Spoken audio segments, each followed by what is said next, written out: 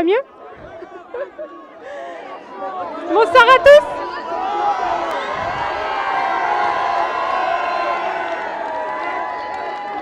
Merci d'être là ce soir, petits et grands. Ça a beaucoup de sens pour nous d'être ici, car on a commencé notre campagne présidentielle par des actions, des goûters populaires, ici. Vous nous avez permis d'atteindre 38% dans le bureau 12 pour Jean-Luc et 50% pour l'ensemble de la nouvelle Union populaire, écologique et sociale.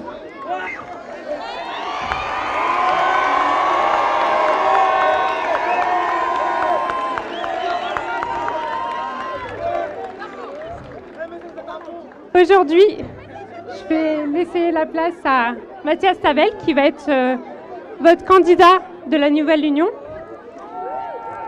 Et juste avant, je voulais remercier tous les militants, que ce soit Insoumis, Europe Écologie et PC, qui nous ont beaucoup aidés pour cet événement et pour toute la campagne. Merci.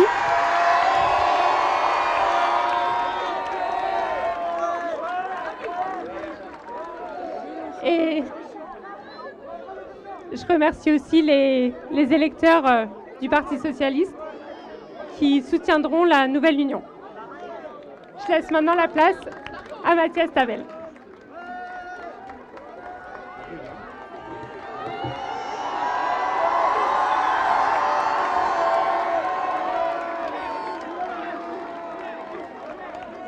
Merci.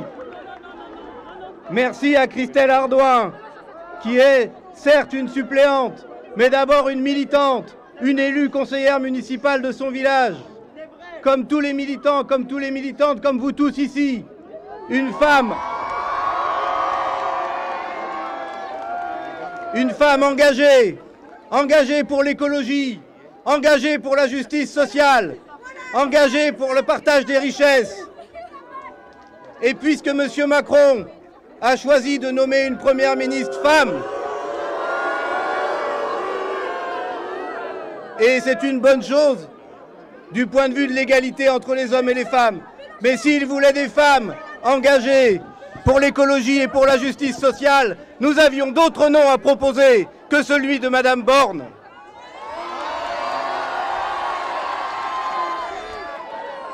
Merci à vous toutes et à vous tous.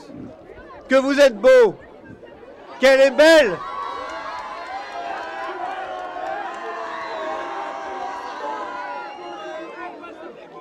Qu'elle est belle, la nouvelle Union populaire, écologique et sociale. Qu'il est beau ce rassemblement, cette union qui, écologiste, communiste, socialiste, insoumis et surtout vous toutes, vous tous, sans carte de parti, citoyens simplement attachés à défendre vos droits, l'égalité, la liberté, la fraternité, la dignité de chacun de pouvoir vivre de son travail et quand ils n'en ont pas, de la solidarité de tous.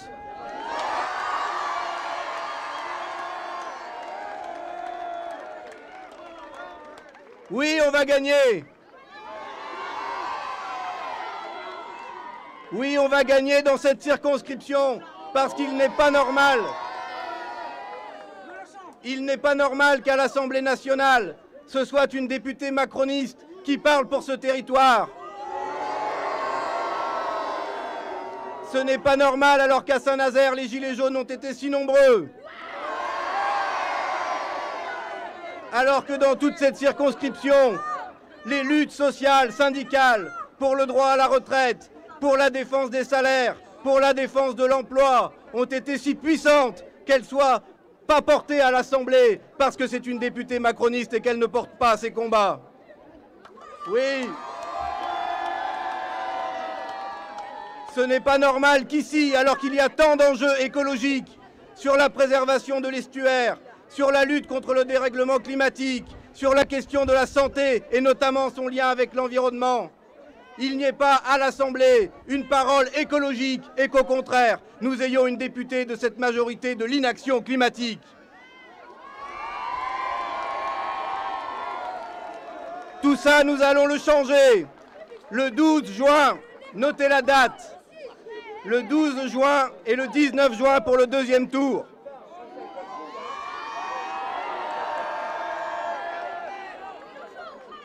Chacun et chacune d'entre vous peut faire la différence, doit faire la différence. Ils veulent vous faire croire que les élections c'est terminé, que M. Macron a gagné, mais non. Il y a un troisième tour. Il y a un troisième tour et ce troisième tour, c'est l'élection législative du 12 et du 19 juin pour élire les députés à l'Assemblée nationale.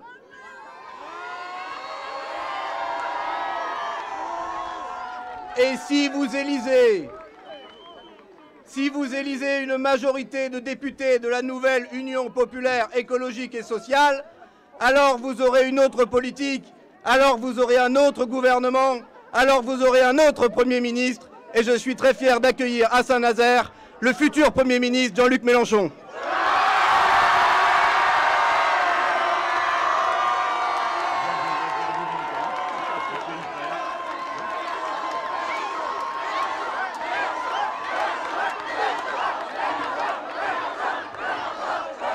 Ah, je vous en supplie, ne criez pas mon nom, ça n'a pas de sens. Si vous voulez crier des mots d'ordre, criez Union populaire, criez résistant, mais pas mon nom. Allons, bah ouais. Bon, du calme. Écoutez, aidez-moi parce que il semblerait que le son aille dans ce sens, mais que derrière, on ait la plus grande difficulté à entendre. Donc je vous demande, s'il vous plaît, d'essayer de respecter tout ça pour que tout le monde puisse entendre et que moi, je n'aille pas à me mettre à hurler, ce qui, comme vous le savez, est jamais bon pour les images que ça produit. Alors, je viens à un moment assez particulier. La campagne des élections législatives est commencée et le président de la République a dit, parce que le président de la République tient aussi des réunions de candidats, c'est une nouveauté, mais il l'a fait, et il leur a dit le troisième tour social, ça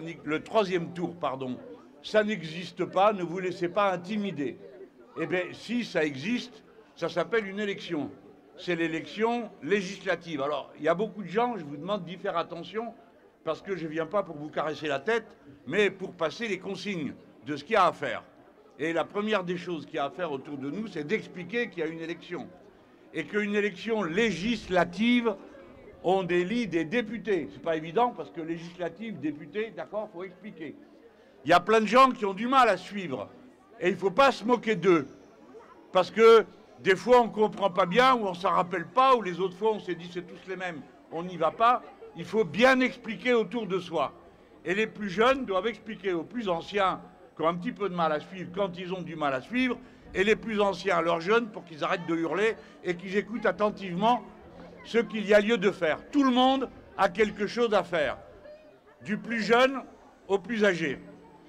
Et ce quelque chose à faire est d'élever le niveau de conscience et de compréhension. Plus notre peuple comprend, plus il est informé, plus il est actif et libre, parce que c'est le savoir qui nous libère et qui nous émancipe. Et en politique, c'est vrai comme dans tous les autres domaines. C'est le savoir qui nous émancipe. La dernière fois, j'ai été très ému à l'élection présidentielle quand on m'a raconté que dans les bureaux populaires, il y avait des gens qui venaient par famille entière et que dans la famille, certains ne savaient pas comment on votait. Et moi, j'en avais les larmes aux yeux, parce que ça signifiait que des gens étaient entrés dans la plus grande dignité qui soit, la dignité du citoyen. Être citoyen, c'est prendre sa part du pouvoir, et le pouvoir commence avec ce petit bout de papier. Et des gens se faisaient instruire, qui par le plus ancien, qui par le plus jeune, sur par où il fallait commencer, qu'il fallait prendre plusieurs bulletins. Ils disaient, mais non, j'en prends pas plusieurs, j'en prends qu'un, puisque je vais voter pour, en l'occurrence, c'était pour moi. Et alors les autres disaient, non, non, mais tu dois pas le dire. Tu dois prendre plusieurs bulletins et aller dans l'isoloir et choisir et mettre dans l'enveloppe. Mes amis, écoutez-moi tous, par millions, les gens ont cessé d'aller voter parce qu'ils n'avaient plus confiance en rien ni en personne. Et que tout d'un coup, ils recomprennent pourquoi le pouvoir citoyen peut changer définitivement toutes les données qu'ils ont devant les yeux. Vous devez respecter cette fonction. Vous devez vous mettre au service des autres.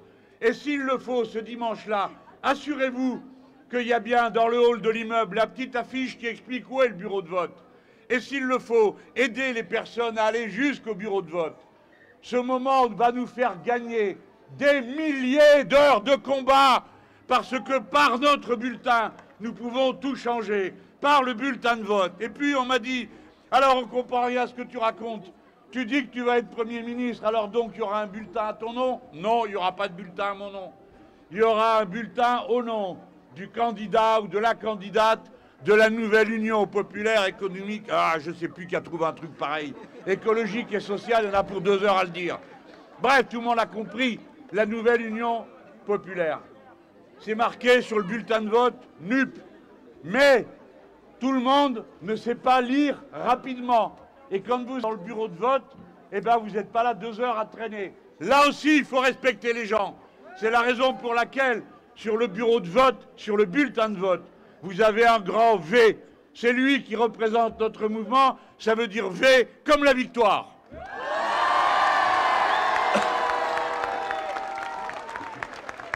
Je vous demande, mes amis, mes camarades, pour beaucoup d'entre vous, de prendre très au sérieux ce qui est en train de se passer.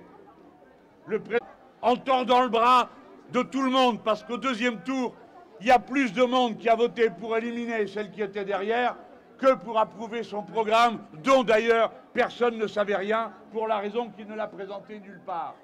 Une grande nation comme la nôtre, confrontée à tant de problèmes, et après tout, la vie c'est des problèmes. C'est pas qu'il y ait des problèmes, le problème.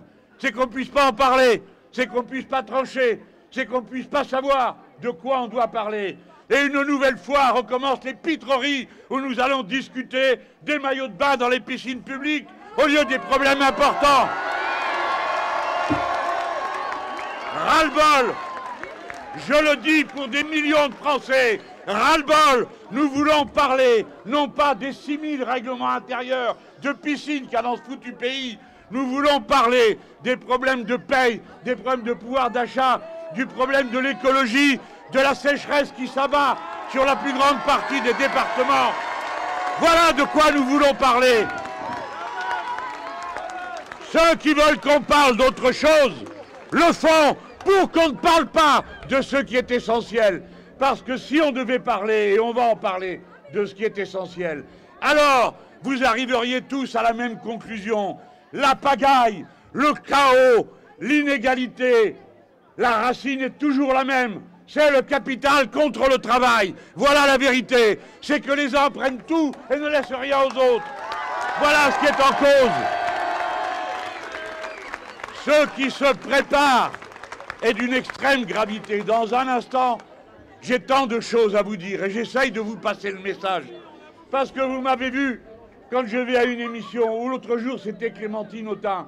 On est invité pour 3 quarts d'heure ou 1 heure. Et pendant l'heure, on nous casse les pieds avec des questions qui ne nous intéressent pas. Et on n'arrive pas à parler de ce qui nous importe. Le salaire, la crise terrible qui arrive écologique pour les mois qui viennent. Alors je commence par vous dire, regardez, lui il a pris, c'est ça qu'il essaye de vous amuser avec d'autres sujets.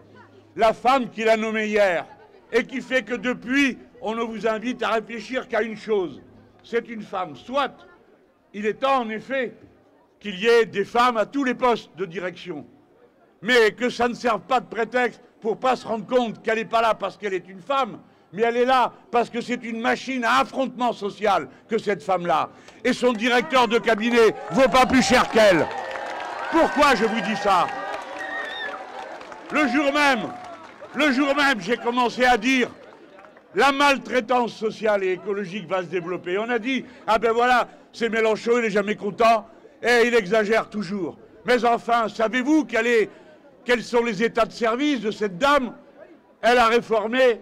D'abord, elle a été à la tête de la SNCF. Et les gens l'appelaient Madame Burnout, tellement elle crevait les gens au travail. Et ensuite, elle a été ministre. Et elle s'est occupée de déposer une loi qui permettait la privatisation du rail en France. C'est-à-dire une loi pour instaurer dans notre pays le chaos et la pagaille qui règnent dans tous les pays où on a privatisé le transport par train, comme ça a été le cas en Grande-Bretagne, comme ça a été le cas dans tant de pays où les nations se sont mises à renationaliser plutôt que de permettre ce désordre. Or, plus que jamais, nous avons besoin que le transport collectif se développe. Et ce n'est pas en le privatisant qu'on va le développer. En le privatisant, on va introduire de la concurrence, de la pagaille, de l'argent dépensé pour rien, en publicité, en marque et ainsi de suite. Cette femme, ensuite, s'est occupée de privatiser la RATP. Alors vous, ça peut vous paraître loin, Saint-Nazaire, mais c'est toujours pareil. C'est les transports qu'on privatise.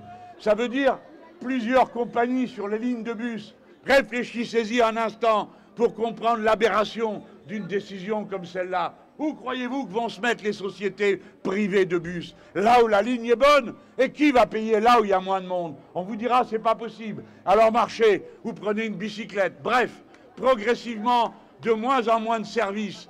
Et des services réservés à ceux qui peuvent se les payer.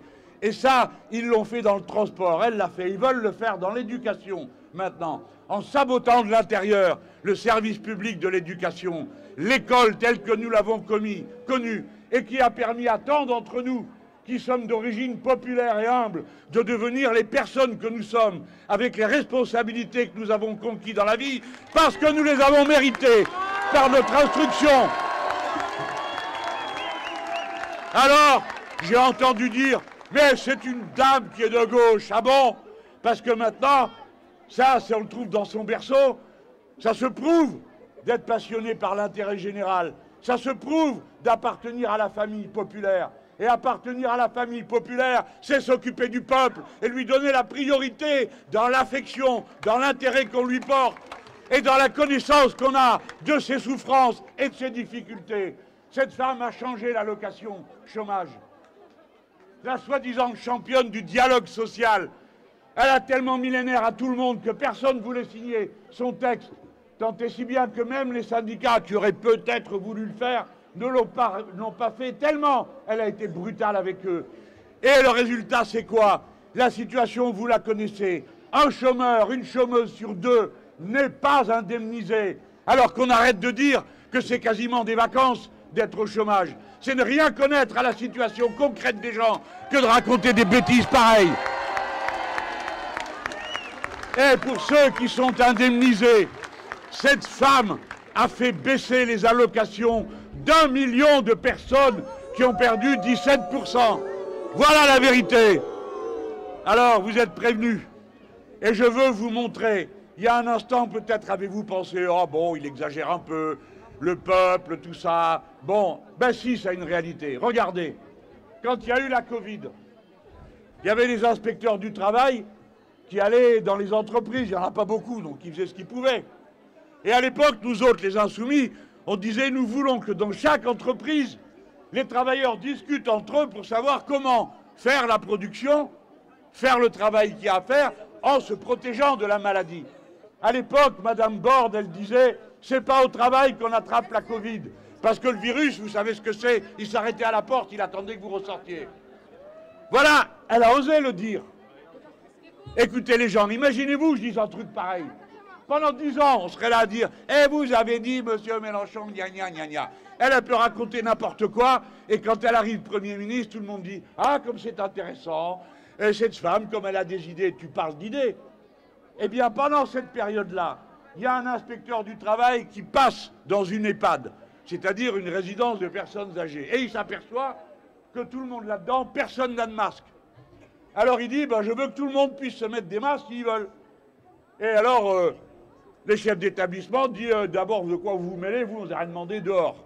Et il fout dehors l'inspecteur. Il s'appelle Anthony Smith. Il le fiche dehors de son métier. Il y a une procédure et pour finir, la ministre du Travail, Madame Borne, donne raison à qui? À l'entreprise qui refusait de donner des masques aux personnes qui faisaient les soins. Et qu'est-ce qu'elle décide? Regardez comme c'est pervers. Regardez comme c'est méchant et cruel. Elle le change de place.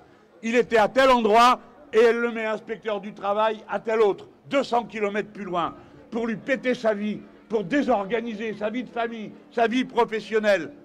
Vous connaissez tous ça, les gens. Vous savez comme moi que les gens ne sont pas mobiles. On ne les transporte pas comme ça. Ils ont des familles, ils ont des logements, ils ont des habitudes, des amis. Eh bien, elle a fait ça. Quelqu'un qui est capable de faire ça. C'est-à-dire, genre, je te punis pas, mais je te punis. C'est quelqu'un qui est profondément tordu, qui a quelque chose qui n'est pas bon en elle. Eh bien, je vous dis deux choses. Premièrement, cette décision a été cassée, et d'une. Et de deux, Anthony est candidat de la nouvelle Union populaire écologique et sociale.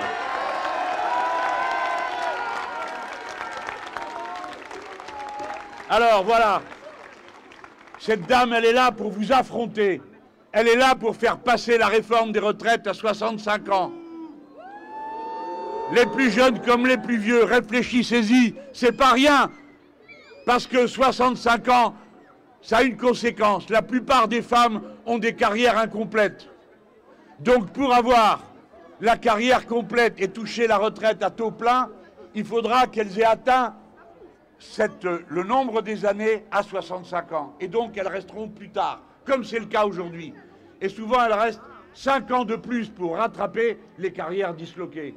Ça veut dire que vous envoyez vos pères et mères au travail jusqu'à 70 ans et que vous vous le réservez pour vous-même, jeunes gens. Si vous laissez faire, c'est ça qu'ils vont faire, parce qu'ils sont déterminés à le faire et parce qu'il a dit, lui, qu'il le ferait. Alors n'ayez aucune raison de croire qu'il va hésiter, parce que lui, il n'hésitera pas, et moi, j'hésiterai pas à faire le contraire si c'est moi qu'on élit.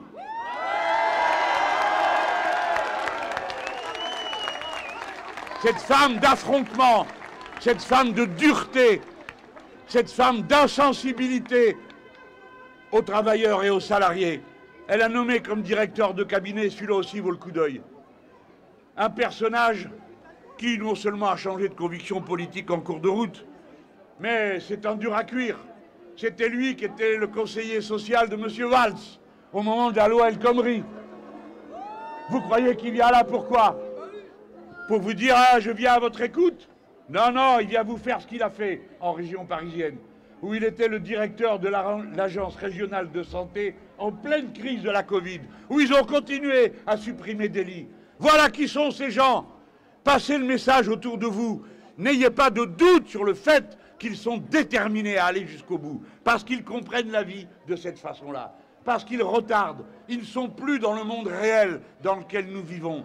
Les problèmes du monde réel, c'est pas les maillots de bain, ni la folie idéologique du libéralisme qui désorganise tout. Le monde dans lequel nous vivons, c'est celui qui fait que la plupart des gens honnêtes, des familles de la masse du peuple français, a du mal à joindre les deux bouts, que certains sont en train de plonger dans la misère. Ils ne vous le disent pas. Ce sont vos parents, des fois, qui travaillent si dur, qui se donnent tant de mal, et qui ne vous disent pas combien c'est devenu encore plus dur que jamais. Parce qu'avec l'essence à 2 €, parce qu'avec les pâtes et tout le reste qui augmente d'une manière aussi importante, 15, 20, 40%, c'est pas la moyenne des prix. La moyenne des prix, c'est plus 5. Mais la moyenne des prix de ce que consomment vos familles, ce n'est pas plus 5, c'est beaucoup plus. Ça dépend ce qu'on met dans le panier pour calculer les prix. Donc, il faut faire quelque chose, c'est pas leur sujet. Ils vous expliquent qu'il faut que le marché rétablisse l'équilibre. Mais bon sang de bois, c'est le marché qui fout la pagaille. C'est parce qu'il y a un marché qu'il y a de la pénurie. C'est parce qu'il y a le marché que tout coûte plus cher. Expliquez-moi voir une chose. Expliquez-moi voir pourquoi des pâtes qui sont faites avec des céréales qui ont été récoltées l'année dernière, tout d'un coup valent plus cher.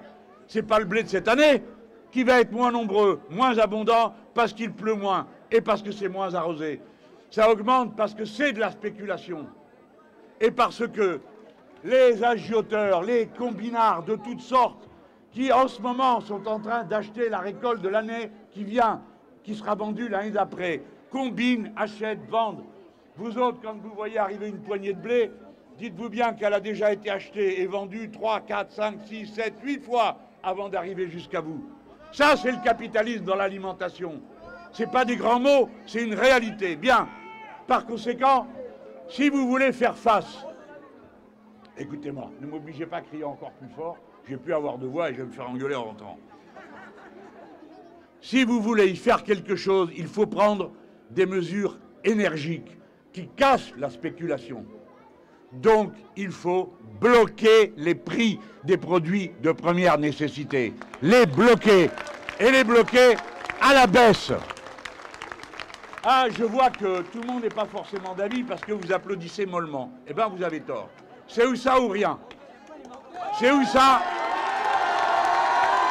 Voilà. Écoutez-moi. Nous devons bloquer les prix. Et si nous bloquons les prix, nous obligerons les producteurs à changer leurs pratiques. Là, je suis en train de vous parler d'essence. Si l'essence coûte plus cher, c'est exclusivement à cause de la spéculation.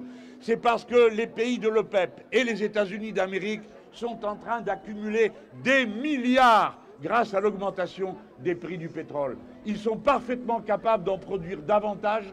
Il y a environ 1 million de barils sous le pied tous les jours. Alors je ne vous dis pas comme écolo que je me réjouis de voir de l'essence partout, mais je ne suis pas d'accord pour que sous prétexte d'écologie, on dise aux gens, eh bien crevez, vous ne pouvez plus vous déplacer. Nous ne pouvons pas être d'accord. Nous accepterons de ne plus nous déplacer le jour où vous mettrez l'école à côté de nos habitations, le jour où vous mettrez le centre administratif, le jour où vous mettrez l'hôpital, où vous mettrez la maternité, et pas ce qu'on est en train de voir aujourd'hui. Vous le savez ça, que la majorité des femmes de ce pays sont à plus de 45 minutes d'une maternité, qu'on a fermé une maternité tous les 10 jours et que pendant ce temps la population a augmenté. Vous le savez, c'est ça, une société si riche qui est incapable de faire face aux besoins les plus élémentaires de la vie des êtres humains. Et vous en connaissez tous la conséquence. Il paraît qu'ils vont payer 5 jours d'hôtel aux femmes avant qu'elles accouchent. C'est sympa, non? Quelle est la tête d'œuf qui a trouvé une idée pareille? Parce qu'il croit réellement qu'il va programmer ça? Eh bien oui, il le croit. Et vous savez pourquoi il le croit? Parce que c'est possible. Parce que maintenant, on peut déclencher les accouchements. Donc, ils veulent aussi transformer tout ça en une activité normée, organisée, où, à coup de piqûre et de naissance, on fait comme ça, on organise des usines à nourrissons. J'ai pris cette petite voie de traverse alors que j'étais en train de vous parler des prix, pour vous montrer la cohérence d'un système. Comment il nie la vie humaine, comment il ne s'en occupe pas. Tout est chose pour eux. Tout est administration des choses. Et vous êtes des choses à leurs yeux. Vous êtes ou des consommateurs ou des producteurs, pas des êtres humains. Et voyez-vous, les êtres humains, comme je l'ai dit ce matin, je vous le redis à vous, même s'il y en a qui disent que c'est ridicule de parler comme ça, je m'en fiche. Un être humain, à part consommer et produire, eh ben, il fait de la poésie, il chante, il dessine, il fait rien et il aime ça. Il rêvasse. Il regarde la beauté du monde. Et vous savez pourquoi il faut regarder la beauté du monde? Pourquoi il faut regarder la mer? Parce qu'elle entre en vous, la beauté. Et la beauté, elle vous transforme. Elle vous apaise. Elle vous réjouit. Elle vous rend meilleur. Elle vous rend, alors si vous voulez des comptes à tout prix, elle vous rend moins malade. Ça va, comme ça fait un chiffre à la sortie. C'est juste que nous sommes des êtres humains. N'acceptez pas leur manière de vous regarder. N'acceptez pas qu'ils vous réduisent à être des pions. Nous ne sommes pas des pions. Nous revendiquons notre identité humaine avec tout ce qu'elle comporte dans tous ses aspects. Et nos gosses continueront à naître quand ils ont envie de le faire.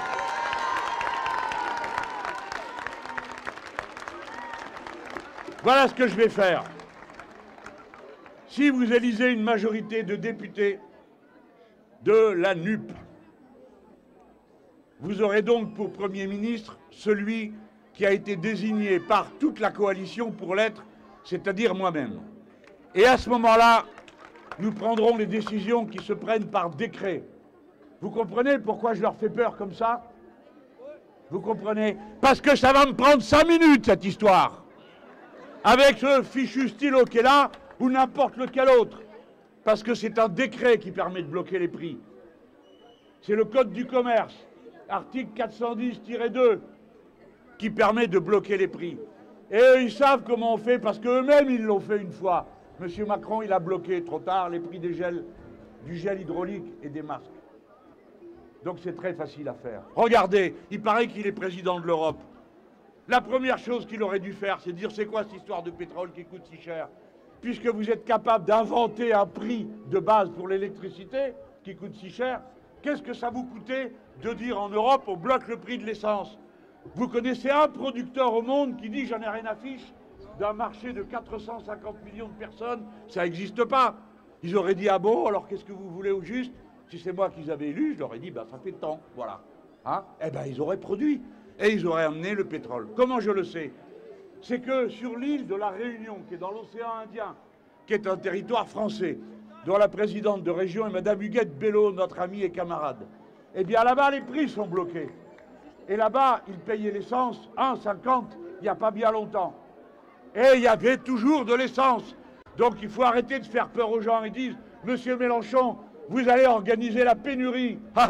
Comme si je ne savais pas comment marche l'économie. Pas de peau pour eux, j'ai appris. J'ai eu le temps, il faut dire.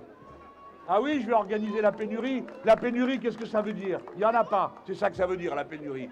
Eh bien, je vais vous dire, la pénurie, vous l'avez organisée dans les familles. Parce que ceux qui ne peuvent pas payer l'essence, eh bien, ils n'en ont pas. Ceux qui ne peuvent pas se payer à manger le midi et le soir, eh bien, ils n'en ont pas. La pénurie, c'est vous. Tandis que moi, c'est la vie à moins cher. Alors, primo, tous les prix agricoles sont aujourd'hui contrôlés, surveillés jusqu'au niveau européen. Par conséquent, nous repérerons en 5 minutes les prix qui sont le résultat de spéculation. Et cela, quick. Après, il y a tout le reste. Alors là, il n'y a plus d'appareil. On est censé pas savoir. Eh bien si, on sait. Parce qu'on a bien des moyens de connaître les prix par différentes administrations, depuis le Trésor jusqu'à ceux qui sont à l'INSEE. Eh bien, nous allons constituer immédiatement un observatoire des prix pour repérer l'esprit spéculatif. Pourquoi faire ça? Parce qu'évidemment, il ne faut pas taper dans le tas. Il faut taper finement, à l'endroit où ça magouille, à l'endroit où ça spécule, et pas taper le reste. Essayer d'enfermer dans des poches ceux qui trichent, ceux qui spéculent sur le dos des autres. C'est pour ça qu'il y aura un observatoire. Voilà ce que je voulais vous dire à propos des prix. Je veux vous parler de vos salaires. Je ne vous parle pas tout de suite des minima sociaux, sinon on en a pour la soirée. Mais les salaires. Il y a un salaire que le gouvernement peut contrôler. C'est le SMIC. Nous avions dit que ce SMIC serait 15% mieux que le moment où on a écrit le programme. Ça nous a amené à 1400. Entre-temps, le SMIC a été réévalué. Pourquoi? Parce qu'ils ont les chocottes. Et que je suis dans le paysage avec mes amis. Donc ils l'ont augmenté. Alors j'ai reporté sur le nouveau état du SMIC les 15%. Et c'est pourquoi le SMIC, il sera à 1500 €. Le premier qui vient m'expliquer qu'on va faire fuir les entreprises et qu'on va les ruiner, je l'attends de pied ferme. Vous voyez, c'est pour ça que j'ai dit à Madame Borne, venez, venez, on va avoir un petit débat. Parce que je connais par cœur tous leurs éléments de langage. Les smicards, qui c'est? Primo, des femmes. 60% des gens payés au SMIC sont des femmes. Augmenter le SMIC, c'est une mesure féministe. Deuxièmement, le SMIC, il est dans des professions qui ne peuvent pas se délocaliser. Vous n'irez pas construire votre maisonnette, si vous avez des sous pour emprunter, à Shanghai pour la ramener ensuite en bateau. Vous n'irez pas aller acheter votre sandwich, parce que c'est là qu'est la masse des smicards, dans un bar à Hong Kong. Vous l'achèterez ici. Par conséquent, quand on donne du pouvoir d'achat aux gens qui en ont besoin, devinez ce qu'ils font. Ils achètent des lingots d'or, des diamants, des actions, ils se renseignent. Non, bien sûr. Qu'est-ce qu'ils font? Ils donnent à manger aux enfants, on change les habits, on achète les affaires dont on a besoin pour la vie de tous les jours, et voilà, et on est content comme ça. Par conséquent, ils dépensent tout, tant mieux. Parce que plus de la moitié de ce qu'on appelle l'indice, vous savez, de production du pays, plus de la moitié, c'est la consommation populaire. Et vous, tout ce que vous achetez, tout ce que vous utilisez, 80%, ça vient du pays lui-même. Ceux qui importent le plus, ce sont ceux qui peuvent payer beaucoup. C'est pas vous. Par conséquent, vous n'avez pas de complexe à avoir. C'est aux autres de passer à la caisse. Donc, on va augmenter le SMIC. Regardez bien ce que j'ai constaté. Depuis la dernière augmentation, qu'est-ce qui se passe? Vous savez, tous vos salaires, ils correspondent à une grille de salaire. Vos salaires correspondent à une grille de salaire quand vous êtes dans le privé. pour le public, c'est les indices de la fonction publique. Celui-là aussi, on va l'augmenter. Mais je parle d'abord du SMIC. Donc vous êtes tous dans une grille, par exemple dans la métallurgie, par exemple dans le commerce, par exemple dans ce que vous voulez. L'alimentation. OK, tout le monde comprend? Tout le monde suit? Eh bien là, dans ces grilles-là, par branche, vous avez un minimum. Et là, surprise, 85% des branches, le minimum, il est en dessous du SMIC. C'est pas légal. Comme je suis aimable, comme vous le savez, je dis, je ne viendrai pas avec mon rayon paralysant vous dire, ou vous faites ça dans les 5 minutes, ou vous allez affaire à moi, vous allez avoir la belle amende. Non, on va discuter. On va leur dire, écoutez, primo, vous devez augmenter les minima sociaux, les minima conventionnels, parce que vous n'avez pas le choix, c'est la loi. Mais puisque vous êtes là, j'en profite pour vous dire la chose suivante. Vous êtes obligé de regarder la grille. Par exemple, vous, monsieur, eh bien, vous étiez payé 1 500 € jusque-là. Et vous, monsieur, qui travaillez dans la même entreprise que monsieur, c'était seulement 1000, d'abord 1200, et puis après 1300. Donc il y a un problème. C'est lui l'ancien, c'est le plus qualifié. S'il le paye 100 balles de plus que vous, c'est qu'il y a une raison, ou 200 balles. Donc, il faut toucher la grille des salaires. Si lui, il va avoir 1500, lui, derrière, il faut qu'il ait 1700. Sinon, il n'y a plus d'hiérarchie. Et la hiérarchie, je veux dire, des qualifications de celui qui sait faire, de celle qui sait faire, par rapport à celui qui sait moins bien faire. Vous connaissez tout ça dans votre boulot. Donc, c'est ce que je viens de vous décrire. Vous devrez donc rediscuter la grille des salaires. Celui qui était à 1500 ou celle qui était à 1500, il faut qu'il passe au-dessus. Troisième élément, vous devrez rediscuter l'écart maximum. Expliquez-moi voir pourquoi dans une entreprise, il y en a un qui peut gagner 400, 500 fois celui qui est en bas. Vous faites tourner la boîte en enlevant les gens. Allez, vous n'aimez pas les gens qui nettoient, enlevez-les. Travaillez dans la bouscaille. Non, hein, personne ne le fait. Donc vous voyez bien qu'on a besoin de tout le monde. Il n'y a pas de petits poches. Je vous en raconte une. La fusée Ariane, vous connaissez? Alors là, c'est un truc vraiment pour super qualification, on est d'accord? C'est très important, ça vaut des millions. Si ça ne démarre pas, il y en a pour je ne sais pas combien. Eh bien, la fusée Ariane, il y a un moment où on l'installe, on la met debout. Pardon, je ne vais pas vous déranger pendant que vous discutez. Bon. Non, mais là, il y a une petite discussion au premier rang, pardon. Non, mais je ne vais pas vous déranger.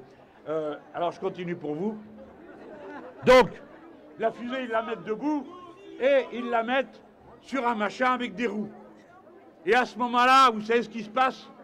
Il y a un gars ou une femme qui monte dans le camion. Son boulot, c'est camionneur.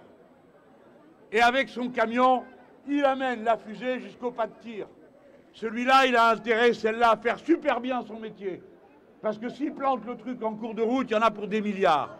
Donc, dans toute production, on a besoin de tout le monde, à tous les postes de travail, et tous les postes de travail doivent être respectés. Vous faites rien. Voilà. Donc, il n'y a pas de raison. De 1 à 20. Et je termine par quelque chose qui me préoccupe beaucoup. C'est le salaire des femmes. Parce que, figurez-vous que dans la loi, depuis 1972, il y a écrit que les femmes doivent être payées comme les hommes. Et depuis, à chaque campagne électorale, chacun s'amène en disant égalité de salaire. Tu parles, Charles, on est toujours au même point. Moi, j'avais imaginé de renverser la situation. On dirait, écoutez, puisque c'est comme ça, tout le monde donnera 100 € de plus aux femmes. Sauf s'ils prouvent qu'ils les payent comme les hommes. Alors, il y a un chef syndicaliste qui m'a dit, c'est pas mal ton idée, mais ça marche seulement pour les petits salaires. Par exemple, le SMIC. Ça fait peur s'il faut donner 100 balles de plus. Alors, il vaut mieux les payer pareil. Mais, il me dit, si tu es dans la paye intermédiaire du cadre, le gars, il est payé 3 000, la fille 2 000, donner 100 balles de plus, ça compte pas. Donc, ça marche pas ton histoire. Il faut que tu nous donnes le pouvoir, dans les entreprises, que les délégués syndicaux ou les délégués du personnel puissent saisir l'inspection du travail et que les filles elles-mêmes puissent dire, l'autre là qui est à côté de moi, on fait le même boulot tous les deux, pourquoi il a 200, pourquoi il a 300 € de plus? Elle le dit au délégué le dit à l'inspecteur du travail, coucou surprise, voilà l'administration qui vient et qui dit ce que vous faites n'est pas légal. Les salaires féminins doivent être augmentés, d'abord parce que les femmes méritent d'être traitées aussi dignement que les hommes, primo. Secondo, parce que souvent,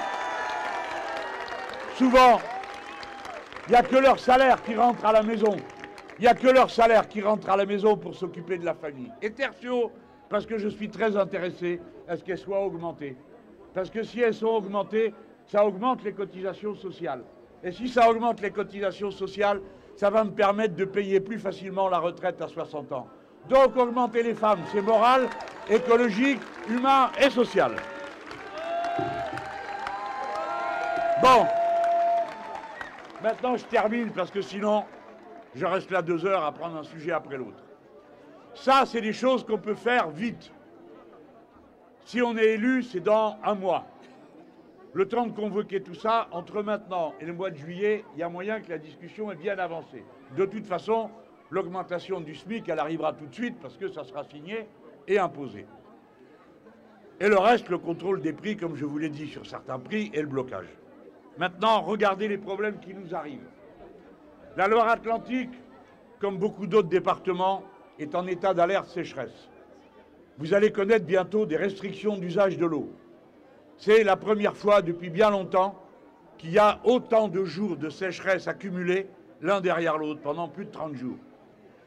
Ce qui se passe, c'est qu'il y a déjà des départements où il y a des restrictions d'usage. Vous allez avoir un problème avec le bétail. Une vache, ça absorbe 170 litres de flotte par jour. Pour faire 1 kilo de bonne vieille viande, 1 kilo de protéines, c'est 15 000 litres d'eau. Par conséquent, vous voyez que le problème de la sécheresse, ça va être d'abord tout ce qui sèche, c'est de la nourriture en moins, donc c'est des bêtes en moins, donc etc., etc., etc. Ça va se répercuter dans toutes les cases. J'aime mieux vous dire que ce n'est pas le moment de rigoler parce que ça inclut non seulement le lait, mais aussi le lait infantile. Et il va falloir faire face à ça. Il y a donc 3 types de choses à faire. Laissez-moi parler, il n'y a que moi qui parle. Premièrement, voilà, il faut que je gueule, ils font des photos. Alors les jeunes gens, là, écoutez, instruisez-vous. Qu'est-ce que vous allez répéter à la maison après? Vous avez fait une photo avec Mélenchon, c'est pas original. Si vous venez expliquer le prix de la vache, ça va intéresser vos parents. Ils vont dire, ah, il sait tout ça, notre gosse. Qui c'est qui lui a appris? Bon, il m'a perdu, lui. Bon, première mesure, les paysans. Donc, il va falloir s'en occuper. Mais il y a des assurances prévues, il y a des fonds de l'Europe, tout ça, je ne me fais pas trop de soucis pour ça. Mais après, moi, je ne sais pas nourrir les vaches, ni les chèvres, ni les moutons. Donc, on va avoir un sérieux problème. Là aussi, il va falloir indemniser, mais réorganiser. Je vous dis, les gens, qu'il faut arrêter de décider pour 15 jours. Il y en a marre de tout décider le nez sur l'événement. On peut peut-être un peu s'organiser à long terme. Le cycle de l'eau est entièrement perturbé. Je ne veux pas vous faire peur, mais je préfère que vous le sachiez. Ça veut dire que la sécheresse, elle va être dure. Et la suivante, encore plus. Donc il faut se préparer, s'organiser, combattre les mésusages. Nous ne pouvons plus accepter une agriculture qui arrose en plein midi des champs et des champs. Nous ne pouvons plus accepter que ce soit le même prix de l'eau pour remplir une piscine ou pour se laver ou pour boire de l'eau. Nous ne pouvons plus accepter que l'eau soit pourrie par l'utilisation des pesticides qui fait que dans 90% de vos urines, il y a les pesticides. Les gens, ça va chauffer quand on va s'en occuper. Parce que ça m'étonnerait que les pesticides, ils vous fassent que du bien. Et ça m'étonnerait qu'il n'y ait pas de rapport entre ça et les autres crises sanitaires que je connais. Par conséquent, lutter contre les mésusages, lutter contre les gaspillages, c'est comme ça qu'on va s'organiser dans la longue durée. Le gaspillage, c'est d'avoir des canalisations explosées partout. La moitié de la quantité de flotte fout le camp dans la terre. Il y a des benets qui me disent « Ah ben monsieur Mélenchon, c'est bien, comme ça retourne à la nappe phréatique. » Ballot, au passage, l'eau, elle a été ramasser tous les pesticides qu'il y a dans la terre. Donc l'eau qui était sous terre et qui était pure, on ne peut plus l'utiliser. Vous voyez tous les problèmes? On ne peut en régler aucun si on continue à rester, à se répéter matin, midi et soir. Vive l'économie de marché, le marché va vous régler tout ça. Non, c'est la planification écologique. Nous allons faire une chose énorme. Nous allons nationaliser le temps. C'est-à-dire que le temps qui appartient aujourd'hui à l'argent va appartenir à la décision populaire. C'est ça la planification. Il faut s'approprier le temps long. Bon. Je vous ai à peu près tout raconté. C'est pour vous dire que moi, je viens vous dire qu'on souhaite avoir une majorité. Élisez ces deux-là, ça sera déjà un bon début pour nous. Et puis, ça va nous faire une majorité. Mais, vous autres, écoutez-moi. J'ai mon âge, hein, vous êtes au courant. Donc, j'en ai vu quelques-unes. J'ai vu une victoire, j'étais un jeune homme, en 1981. C'est là qu'on a fait la retraite à 60 ans pour la première fois. C'est là qu'on a fait plein de choses. Vous ne laissez pas raconter d'histoire. Hein. Ça, pour dire que ça ne sert à rien de gagner les élections, ils sont champions. Hein. Moi, je vous dis que ça sert à quelque chose. On peut changer beaucoup de choses comme ça. Rappelez-vous-en, vous ne laissez pas bourrer le crâne. Mais je me rappelle à l'époque. Et moi, je n'étais pas le dernier. Hein. Comme mes potes Coco, à l'époque, on était un peu raide de la nuque. Alors, fallait, bon, comme ci, comme ça et tout. Alors, les consignes arrivaient d'en haut. Dès qu'il y en avait un qui faisait quelque chose, on lui disait, on t'a demandé quelque chose à toi? Anarchiste? Bon, bref. C'était pas malin. On a besoin, si nous gagnons, on a besoin de l'initiative populaire. Ça sert à rien que vous vous leviez le matin en disant, ah ben, je soutiens le gouvernement, qu'est-ce que vous voulez que ça me fasse? Et à vous, qu'est-ce que ça change? Rien du tout. Par conséquent, vous vous mobiliserez. La jeune génération, les premiers. Parce que si vous ne mettez pas le souk autant qu'il faut sur les questions de l'écologie, ils tourneront la page. Ils préfèrent regarder autre chose. Ils préfèrent s'occuper d'autre chose. Parce que l'humanité, elle est comme ça. Des trucs qui gênent, on préfère regarder ailleurs. Mais vous autres, vous êtes la génération qui, la première, a compris le sens le plus profond du collectivisme. Et même, si vous me permettez de le dire, l'idée du commun, qui était la racine du communisme, telle qu'on l'avait rêvé pour certains. Vous avez compris qu'il n'y a pas d'humanité possible sans les biens communs. Je vous ai dit tout à l'heure, on va nationaliser le tango. Peut-être qu'en rentrant chez vous, vous allez vous dire, mais comment ils comptent faire un truc pareil? Mais on va aussi nationaliser l'air, on va nationaliser l'eau. Jamais on n'aurait pensé, dans les générations précédentes, que ça pouvait être des biens communs. Je vous demande de vous mobiliser, c'est-à-dire d'affronter nos adversaires pour que tout ça ne devienne pas des marchandises. Et vous autres, les travailleurs, quelle que soit votre place dans la production, mêlez-vous de ce qui se passe, mêlez-vous des process de production pour qu'on soit respectueux de la production et de la nature. Ne vous laissez plus esclavagiser et détruire votre santé, comme je vois ces pauvres hommes que j'ai vus à Paris mettre du goudron et respirer à plein poumon ce truc pourri qui leur pourrit les poumons. Cessez de vous laisser faire. Ne vous laissez pas faire, défendez votre corps, défendez votre santé.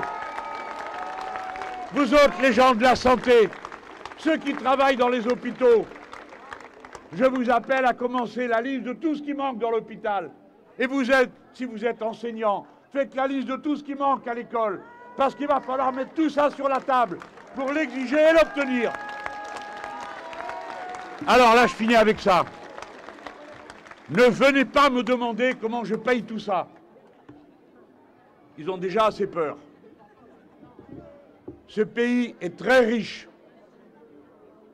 Il n'a jamais été aussi riche de toute son histoire. Ce pays est puissant, techniquement, socialement. Ce pays a une jeunesse inspirée. Celle qui est ici, et puis celle que j'ai vue dans l'aéronautique, commencer à faire des textes pour dire nous on ne veut plus faire d'avions qui pourrissent le ciel, on va en faire d'autres.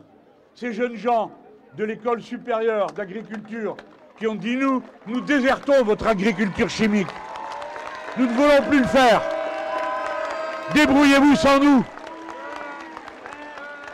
Voilà de quoi ce pays est fort. La principale force de ce pays, c'est son peuple, à condition que tout le monde s'y mette. Moi, je vous garantis que je ferai tout ce qui est en mon pouvoir. Je donnerai tout ce que je peux donner, de mon activité, de mon application au travail, de mon investissement, de mon expérience. Mais je vous demande d'en faire autant. Ne reportez pas tout sur moi. Faites-le.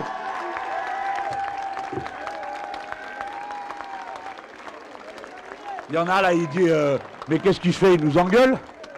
Non. Merci à toutes et tous. Alors, vous avez compris, vous votez. Levez. C'est le bulletin où il y a un gros V. C'est lui. Voilà. Au revoir et merci à tous.